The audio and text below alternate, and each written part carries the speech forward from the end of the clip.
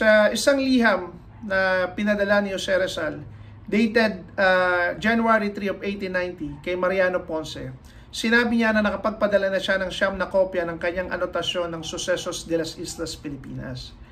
So, as a backstory, ano ang Sucesos de las Islas Filipinas?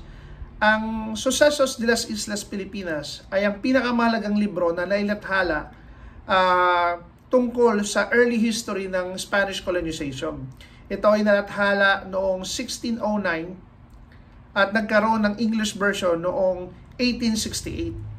So, sa librong ito ay nakabatay sa personal experience ng author na si Antonio de Morga. Si Antonio de Morga ay isang sundalo, isang abogado, at isang high-ranking official noong panahon ng early history ng Spanish colonization.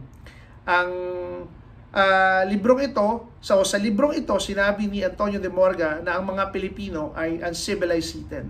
So, si Jose Rizal gumawa siya ng annotation or commentaries regarding Sucesos de las Islas Filipinas o sa wikang Ingles, Events in the Philippines. Now you know.